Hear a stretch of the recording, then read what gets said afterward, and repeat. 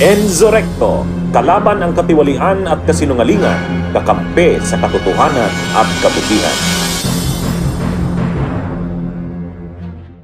Alam nyo, mayroong motion itong sila Mike Defensor at saka sinong tawag diyan?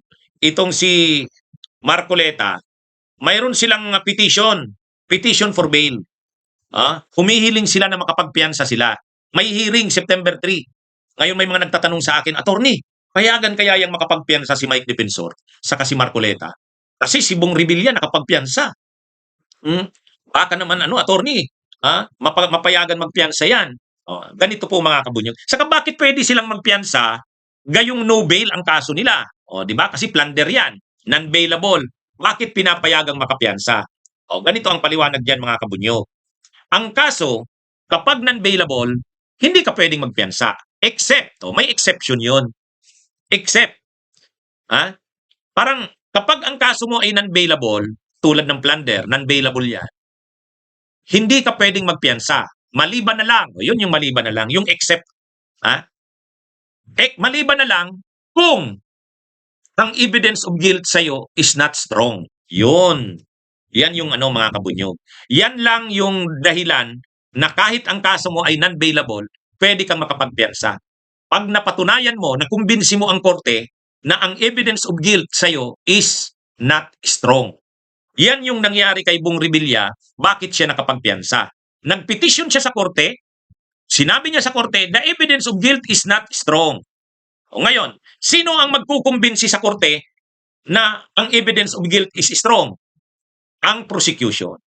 Kaya kapag nagkaroon ng petition, ang tawag doon bail hearing, magbi-bail hearing yan. Hindi muna magpuproceed sa regular na trial.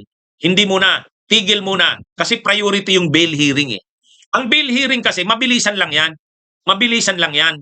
Kasi yung trial, mahaba yan. Pero yung bail hearing, mga ilang hearings lang yan. 1, 2, 3. Ano ang pinaka-purpose sa bail hearing?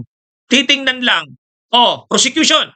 Ano ba ito? Ang guilt ba nito, ang evidence of guilt, is strong o hindi? Siyempre sasabihin ng prosecution, Your Honor, the evidence of guilt is strong. Okay, i-present mo ang mga testigo mo at ebidensya, tingnan natin. Yun. So magkakaroon ng bail hearing. Ngayon, ang may burden o may bigat na magkumbinsi sa korte na ang evidence of guilt is strong ay ang prosecution, hindi ang defense. Kaya ang mangyayari dyan, ang magkukumbinsi sa prosecution ay sa korte that the evidence of guilt is strong, yung prosecution. So ang mangyayari dyan, ipipresent dyan yung mga ebidensya laban kay Marcoleta.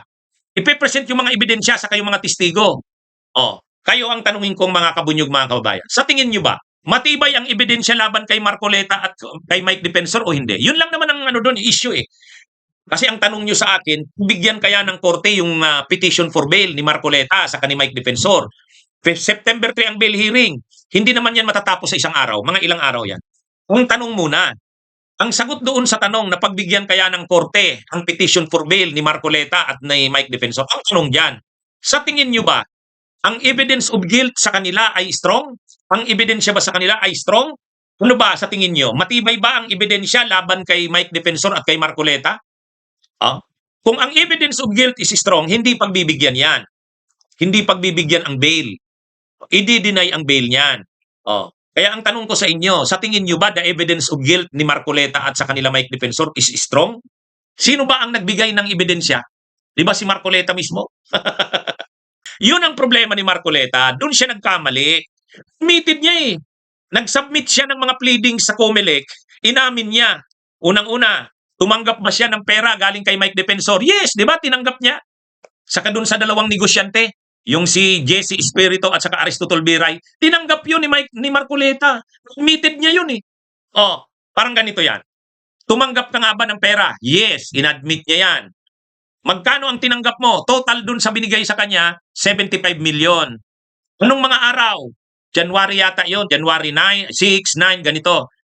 Taong 2025. Pangalawa, nung tinanggap niya yan, congressman pa ba siya? Yes, admitted niya rin. Admitted niya. Congressman pa siya. Bawal yun. Bakit ka tumanggap ng gift? Public official ka. Doon, atay. Yun ang problema kay yun ang problema kay Marcoleta. Ang ebidensya sa kanya, galing mismo sa kanya. Kaya, paano mo naman masasabing the evidence of guilt is not strong? Ha? Kasi ano yan eh, ang ground lang naman para mapagbigyan yan na hindi makapagpiyansa, the evidence of guilt is not strong. Ay ang linaw-linaw eh. Inadmit niya eh. Inadmit niya kasi. Yun na nga yung ano eh, yun na nga, sabi nga ni Panelo, di ba? Kahit si Panelo nag-react yan eh. Sabi ni Panelo, ano naman kasi yan si Marcoleta, bakit lawyer naman siya, bakit niya inamin yun eh? Oh, di ba? Yun yung problema ni Marcoleta. Kaya ang hirap kumbinsihin diyan na ang korte na sasabihin mong the evidence of guilt is not strong. Oh, nasubrahan kasi yung arrogance niya. Oh, yan. Yan mga kabunyog. Kaya ang problema, yan na yung naging problema diyan ni Marcoleta. So, yung hinihiling ni Marcoleta at saka ni Mike Defensor na bail, makapagpiyansa, mahirap. Kasi, ang issue kasi sa pinapayagan ka lang naman na makapagpiyansa kapag non-bailable ang kaso mo if the evidence of guilt is not strong. So, ang tanong, ang evidence ba of guilt sa kanya is not strong? Hindi eh. Kasi admitted niya mismo eh. Admitted niya mismo. Oh, ipe-present lang naman diyan yung mga sinubmit niya sa COMELEC, yung mga sinumpaang salaysay niya. 'Di ba? Saka hindi niya naman dinideny. Sabi niya, "Oo, tumanggap ako ng pera." Oh, ganun ang sabi niya eh. Oo. Oh, galing sa mga kaibigan ko. Oh, later pinangalanan niya kung sino, si Mike Defensor, Aristotol Biray, saka JC Espiritu. Oh, inamin niya 'yan eh.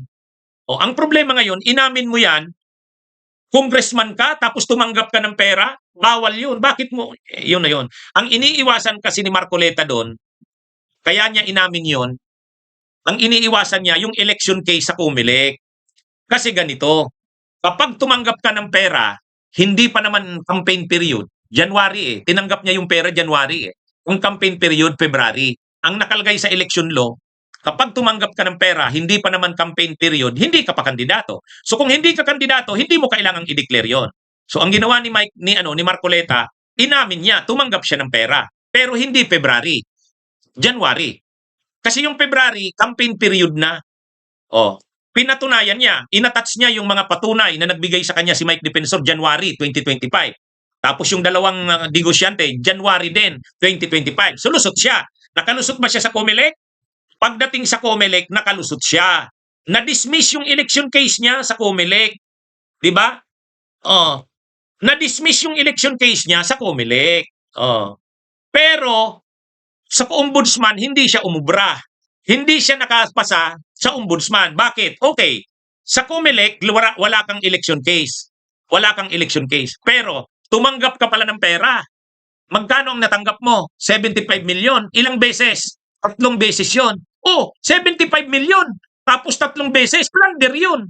Kasi bawal tumanggap ang isang public official galing sa private person by reason of your public office. Di ba? Bawal yun eh. Ha? Bawal yun. Bawal.